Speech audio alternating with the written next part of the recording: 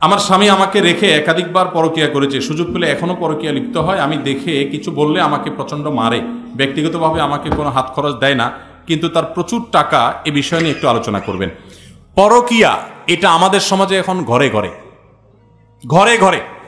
কিছু কিছু পরকীয়া আছে আমরা টেরও পাই না, ওই যে ইনবক্সে চলে, ঠিক না বেঠিক? ফেসবুকে, ইমোতে, মেসেঞ্জারে, বিভিন্নভাবে, এবং ঘরে ঘরে অশান্তি।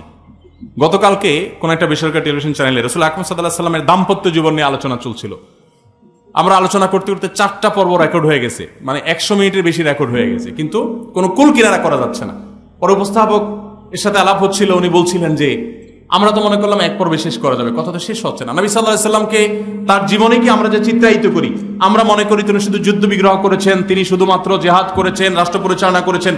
তার দাম্পত্য জীবন যে কত সুখের, কত সমৃদ্ধির এবং আমাদের জন্য কত শেখার, সেটা আমরা অনেকে জানি না। তো নবী করিম সাল্লাল্লাহু আলাইহি সাল্লামের সে আদর্শ যদি আমাদের সমাজে আজ প্রচার করা যায়, সমাজে পরকীয়া বন্ধ হবে। কিন্তু আপনারা জানেন, ওই যে একটু আগে আমি আলোচনা করেছি, সংস্কৃতির নামে আমাদের দেশে এখন পরকীয়াকে আমদানি করা হচ্ছে। নাটক, সিনেমাতে রীতিমতো বিভিন্নভাবে পরকীয়াকে স্বাভাবিককরণের চেষ্টা করা হচ্ছে। মানে এটা কোনো দোষের বিষয় না। আজ থেকে 20, 30, 40 বছর আগে এদেশে বিবাহ বহির্ভূত সম্পর্কের কথা কেউ মুখ দিয়ে বলার সাহসও করত।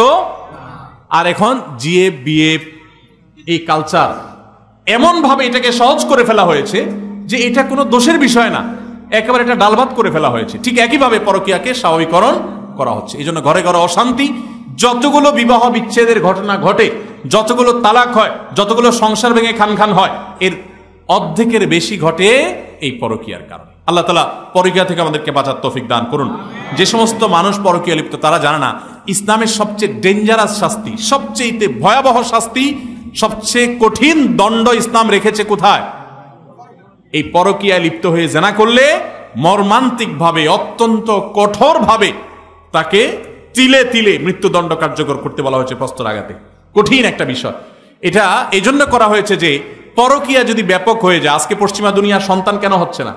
আজকে Italy, China, Japan, Korea, Thailand, পৃথিবীর বড় বড় উন্নত দেশগুলো তাদের সন্তান জন্মের জন্য মানুষকে ফুসলাইয়া টাকা পয়সা দিয়ে সরকার, যে সন্তান একটা হলে এত টাকা ভাতা পাবা, 2টা হলে অত পাবা, 3টা হলে এত পাবা, তারপর সন্তান হচ্ছে না। কারণ কি? এর অন্যতম একটা কারণ বিবাহ বহির্ভূত সম্পর্ককে এমন স্বাভাবিক করে ফেলা হয়েছে, কারণ যারা বিবাহ বহির্ভূত সম্পর্ক করে তারা তো সন্তান নেয় না। বুঝেন নাই?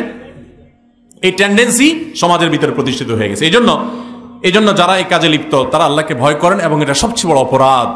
নবী করিম সাল্লাল্লাহু আলাইহি সাল্লাম পরকীয়ার রোগে আসক্ত মানুষদের ট্রিটমেন্টের জন্য একটা কথা বলেছেন।